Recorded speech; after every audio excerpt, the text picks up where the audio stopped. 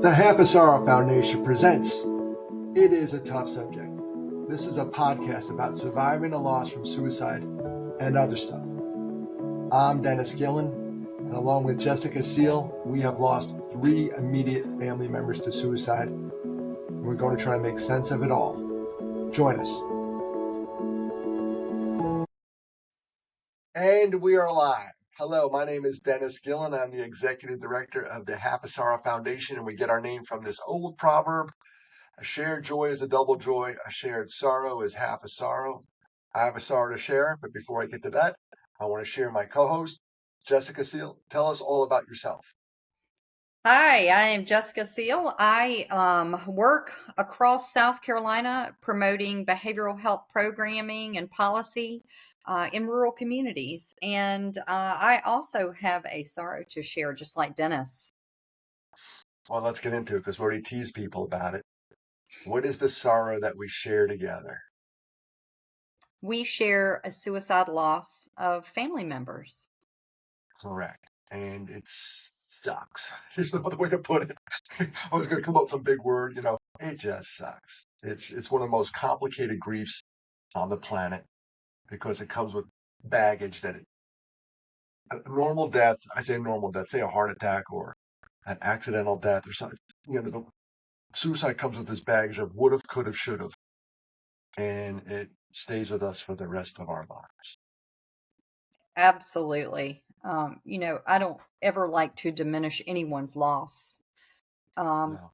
But it does seem like it leaves you with all of these questions and it changes as you grow older and your life changes and your values change and it's like it goes you go through different like sections of your grief, and that's at least what I found because mine happened when I was 18 years old and I'm 50. Well, there you have it. You're right. You said you don't diminish it. All losses are horrible. This one just comes with an extra set of baggage. That's all I want to say. It just has this little extra layer of crap. And you mentioned 18. What happened when you were 18 years old? Well, when I was 18, I had grown up in a family. My father was, mentally ill. Just to be honest, I knew it. It was something we talked about. We, went to counseling as a family. I now know and that the way that I grew up and my coping mechanisms were not what others experienced. And so probably like you, Dennis, we've kind of had to figure them out on our own as we've grown up, and that's okay. But my dad died by suicide my freshman year in college, my very first semester, and it was absolutely devastating for my entire family. So there you are in college, 18 years old. My story is not too far off from yours. I was 20. I was a Right. junior when I lost my older brother to suicide. That's my sorrow. And then there's another kicker to this one. 11 years later, I lost my younger brother to suicide. So I had a loss at 20, and a loss at 31. I'm now 60. I know I look 59. Thank you. Um, look at this. Listen, it's going on. But 6 decades, We I'll look take it. great. We look great, especially knowing what we've dealt with. I mean, wow. Wow. But one thing knowing what we dealt with is we don't even have a good name for what we dealt with. We were talking about this earlier. Like, we are survivors of suicide loss, and that's a mouth. I mean, I can't even explain it. Sometimes when I say I'm a survivor of suicide loss, people go, "Oh, did you try to die by suicide?" I said, "No, I lost a loved one." So I don't even. We don't have a good name. Like, we need a name.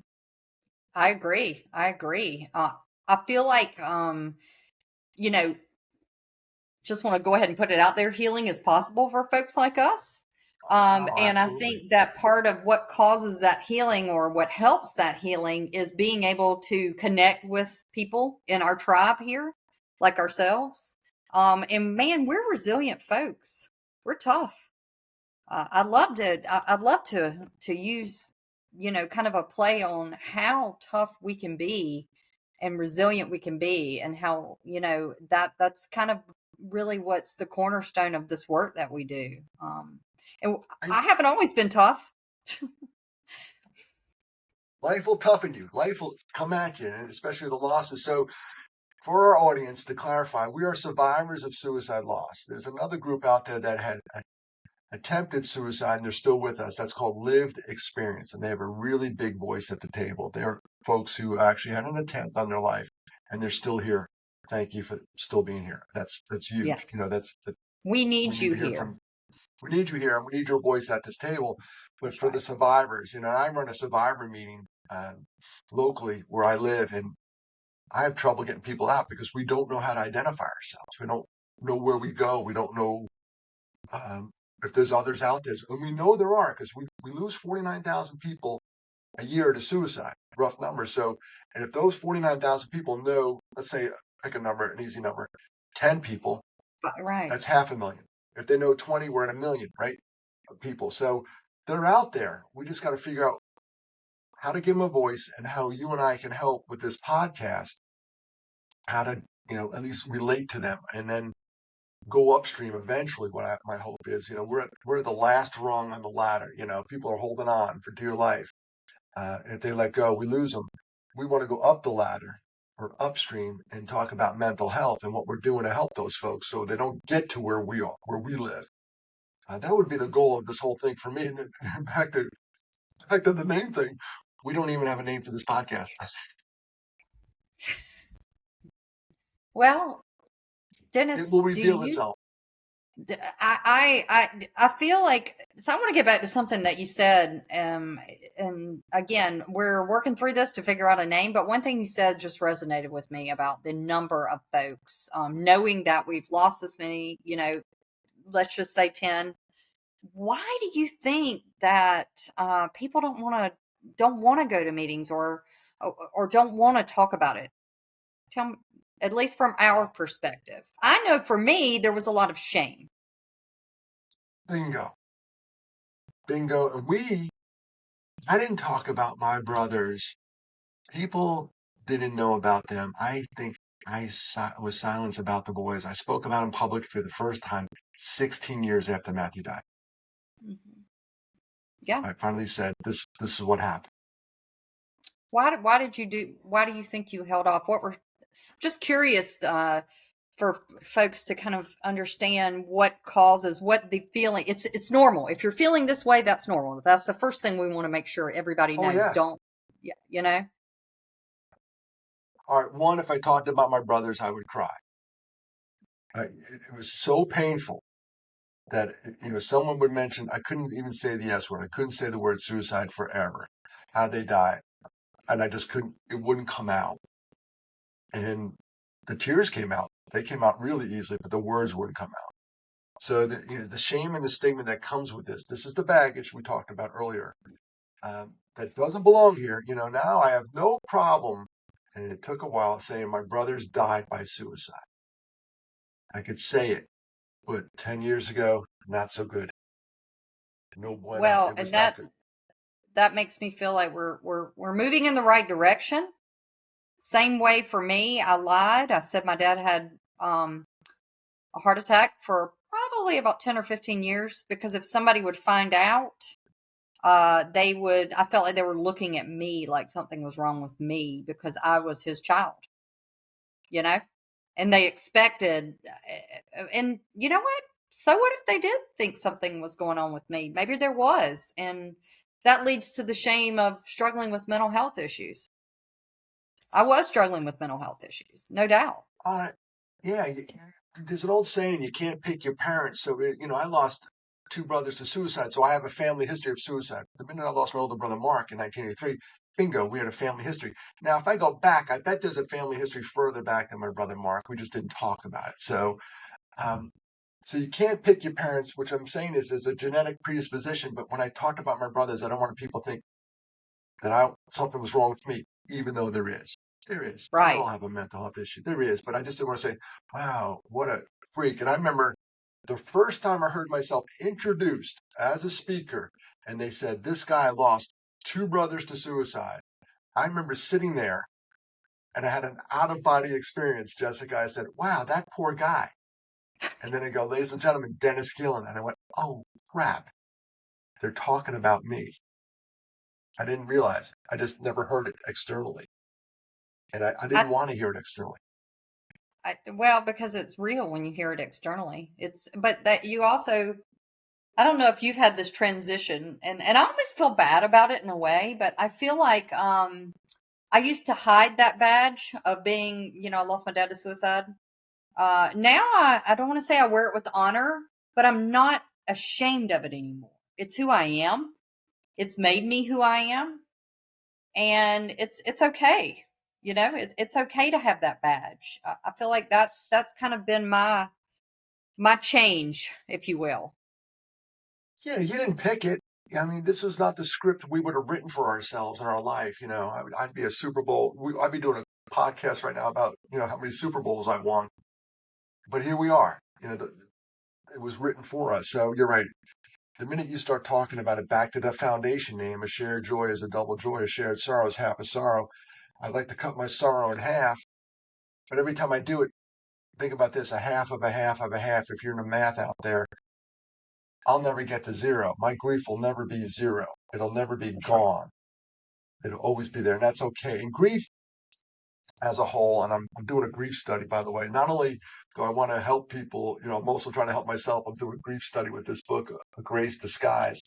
But if grief does its work,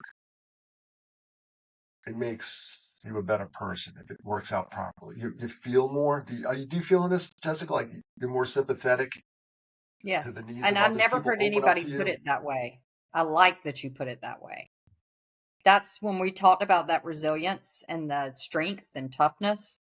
It's from that grief, and not hardening me, like you said, not making me hard. And it may make some folks that, and that's okay. That's your path. I'm not here to tell you how you should be feeling or, where you should be in your grief.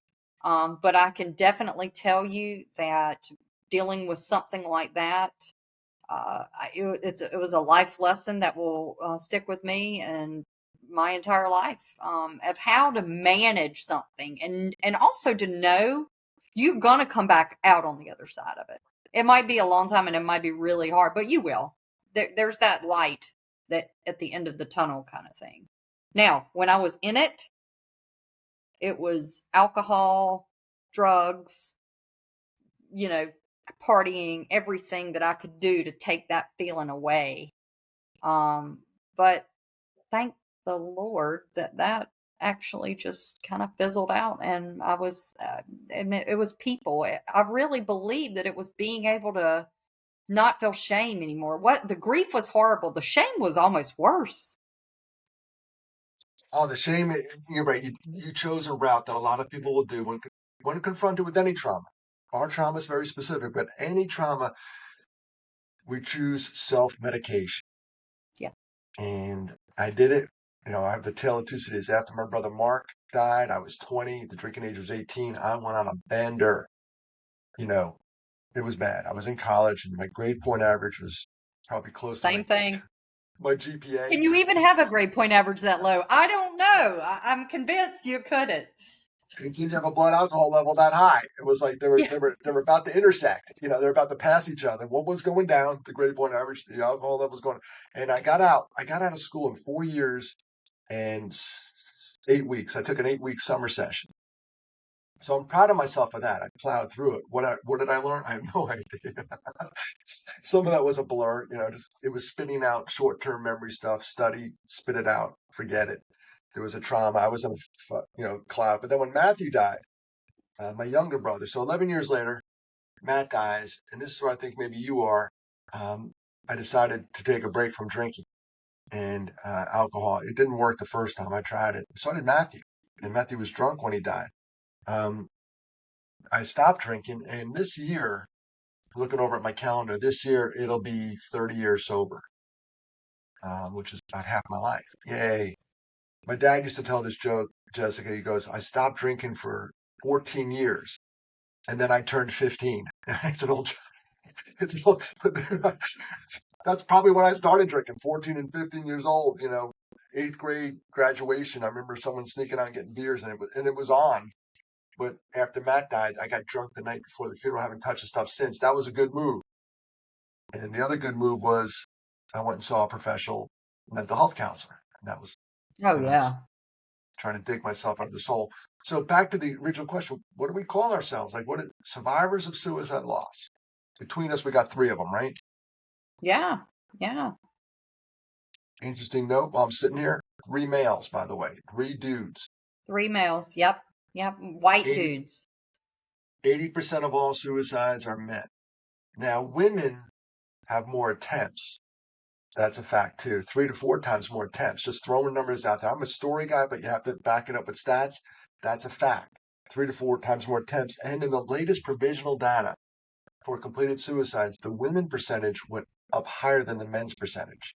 And that bothers Dennis, me. I lost a high school friend this summer to suicide, a female. Dang it. I'm wearing a And bracelet for a young I- girl. well, and we were not friends anymore. And man, talk about guilt. It still trickles in because of, as I've again thinking about that getting older and the way that we process things. She wasn't a good friend to me, and I know it was because of her own mental issues, and I did not know that. So I had not spoken to this girl in years. I felt some guilt. I did not go to the funeral. And full disclosure, we can disclose on here because we're not perfect. I mean, we may sound like we've got it all together, and a lot of things are, we have made major headways, but it's still an issue. And by the way, it may always be like that for us Yeah. and others. But I didn't want to go to a suicide funeral. I never want to go to a funeral. Let's go to a funeral. I couldn't do it. I couldn't do it. That's so interesting. I had a friend of mine die, and he's got a picture on the door behind me.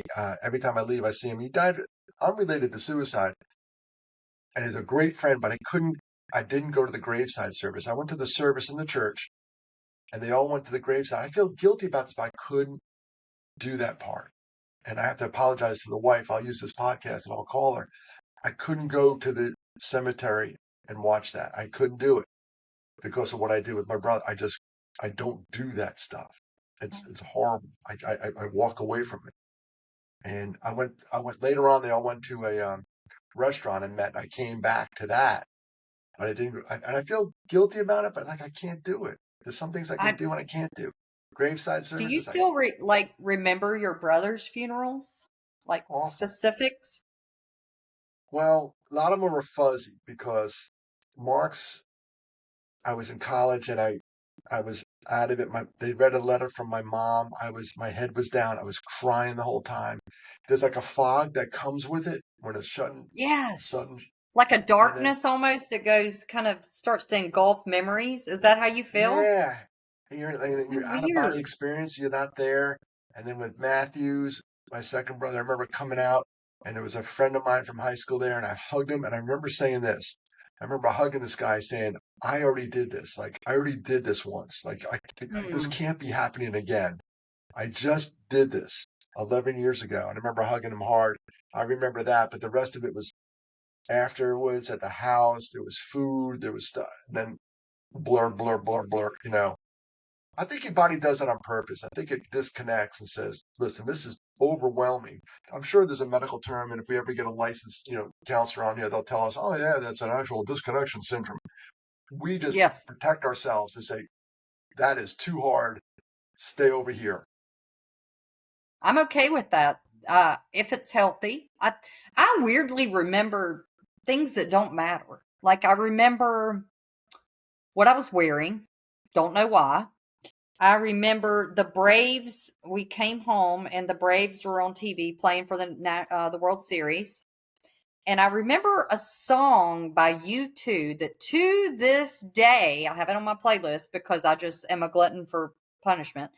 When I hear it, I go right back, and I have to hear it sometimes. Isn't that weird how we do things like that as survivors? We want to feel the pain, I guess, maybe to remember that person because the memories start to. I want to hear what their voices. You know what I mean? Like it's very strange. It sort of depends on the mood. Sometimes I want to go there and like Yeah. cry it out, and other times like, "Oh, not now. No, not now." And music and smells have this trigger in our memory system, in our brains, like to bring you right back to time. And Yes. music's really strong. again, there's probably a term for it. I'm just a lay person. I was an accounting major in school. I'm not going to be a scientist here on this Music is podcast. strong and it's very weird. And it's no, it's weird. When my brother Mark died, my dad drove me to the airport. It was really quiet because I'm going back to school. So I came home from the funeral and I'm in the car. And this is a moment to remember. I'm going to Newark Airport to fly to Pittsburgh to go back to school in West Virginia. And the song Islands in the Stream with Dolly Parton and Kenny Rogers was playing. And I got out of the car and I hugged my dad, and we were not big huggers, just hugged him. I was all right, gotta go. And I walked in that airport, and every time that song comes on, I go into a major funk. Really? And yeah, like, and maybe I have to go there, to pay my grief some attention because sometimes I push it away. So maybe it's Yep. healthy. So I'm not gonna say it's, maybe a funk's not a good word, but I'm like, oh my gosh, I'm in the car at Newark Airport going back to school, and I have to go back to school and tell everybody that my brother died by suicide. Oh, you're gonna make me cry right here on this podcast. First one out of the chute. That song, it's amazing. What's the U2 song, by the way? What song is it? It's wasn't one of their big so two things. The last thing my dad did for me, and we didn't have a great relationship, but it was getting, weirdly enough, it was getting better. And he went and stood in line back when you did this at the record store to buy U2 tickets. It was my favorite band. I was 18 years old, like I said, and he gave me those tickets. And that night that I got home from that concert here in Columbia was the last time I saw him alive. So there's a lot of U2 itself for some reason is very strongly connected to my dad. And it's a song called Who's Gonna Ride, it's Wild Horses. Oh Who's Gonna yeah, Ride Your Wild Horses? that's a Every great song. time I hear that, I can get, even talking about it, I'm getting chill bumps. It's so weird. But I crave it sometimes, Dennis. I crave hearing it. Well, maybe that'll be our podcast intro music. That's unbelievable. I want you to Yeah. call U2 and see if we can get rights to it. All right. Tell them you're number one fan. Tell Sure, them the Bono story. will be. I was at your 1992 U2 Public Enemy concert in Columbia, South Carolina. By the way, Yeah. if you know anything about Columbia, South Carolina, weirdly enough, that was the same night that Dale Dinwiddie disappeared, which is one of the big mysteries in South Carolina. Um, Wow. very strange time right then. It's all a very Yeah. strange time. That was just the weirdest time in my life, still to this day. To this day, and then what happens with your pop a couple, not too long after that? Wow, just a weird, funky era for Very Jessica Seel. strange. Very Yeah, strange. we had And those. to your point, I almost lost my brother 7 years, 12 years after that, who is actually a suicide survivor now. Multiple attempts. He's, what's weird? People like him, some people may shame him. I think, man, you're kind of a badass in a way because you've gone through it and you pushed yourself through it. And he's permanently disabled. He's in a wheelchair now because of it, because he had a brain injury. But man, that guy didn't give up. And I don't even think that he realizes how much I think the world of him, which may seem strange to people. You said the word probably a badass. I'd like to say anyone out there with lived experience, you are a badass. Yes, You're yes. you're back. We are You're badasses. All of us in you're this all circle, of us. the suicide circle. And we got to preach that a little bit more. Even when I do my talks out there, there's a resiliency factor that we're not talking about. We're talking a lot about mental health, and a study came out this week about are we talking too much about it? I put it on my newsletter. There's certain groups that maybe we're talking too much about it. There's certain groups we're not talking about it enough. I don't think so. So I disagree with the author. Um, but it's out there. There's always going to be pros and cons.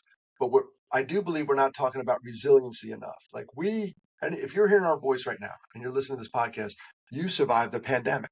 All of us, 4 years ago, we survived it. Hey, we're kind of badasses for that. There wasn't one. Yeah, What was the last one? 1918 and 2020. There were people that lived on this planet that never saw a pandemic. We went through one, and yeah, let's give ourselves credit. The kids, when I speak at schools, and I say kids, anyone, below my age of 60, um, they had to go remote. They did some crazy stuff. They had proms canceled. They had the little league seasons, sports were off them, and they powered through it. And, I get a real, I think I get a real rush sometimes when I do my talks and live, and I tell the kids, "You're badasses." And I think we need to say that more, and let people know Absolutely.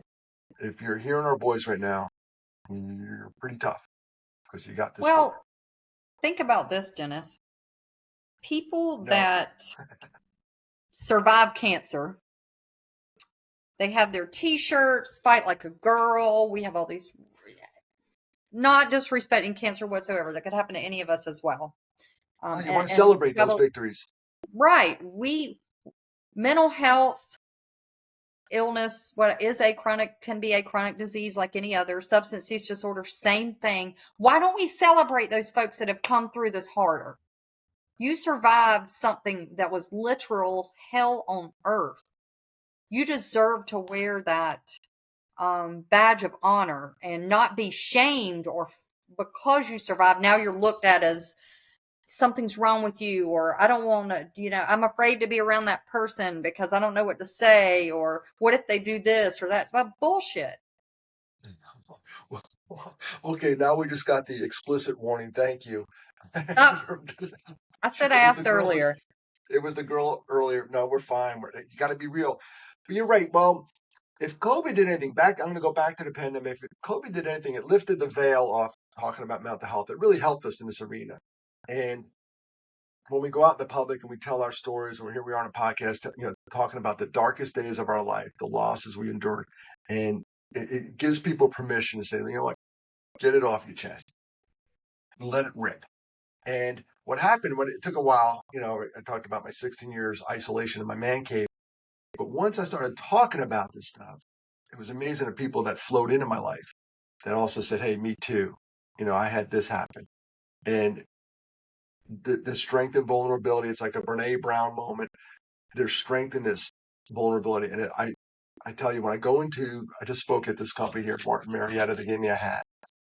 That's what I work for hats. Um, It was nothing but dudes in this room. It was mining and excavating, and they don't want to talk about this stuff. Trust me, I don't want to talk about it either, but we're here. Let's go for it. And they gave me an hour to speak about it. And at the end of it, it was like, we need to talk about this. And you could just see everyone was like, you know what? We sort of do. And I'm not saying I won the room over, but hopefully I won one person over. That's the goal when we do That's a this stuff. life saved, possibly, if you did, or a person, the ripple. Who might they come in contact with where they feel comfortable talking? Because that's really what it, in my education and lived personal experience, um, one of the greatest lifesavers is just discussion and reaching out. And people feeling comfortable enough to share something that they are terrified to share because isolation can kill. That's a warning sign for people who's under mental health struggle is they withdraw and they isolate. That happens. How do I know? I did it. Hmm. after, after my brother's died, I didn't want to talk to anybody. I didn't feel like peopling, as they say, the kids say. I don't feel like peopling. Um, so I think we framed up in this quick conversation, I think we framed up what our goals are and what we're going to discuss week in, week out, whatever schedule we come up with. But I think it's important that this happens. I'm already feeling jazzed about it. And if you saw me looking down, I'm writing topics, future topics. I'm old school, pen on paper, of I what I need you want to to do that, address. Dennis.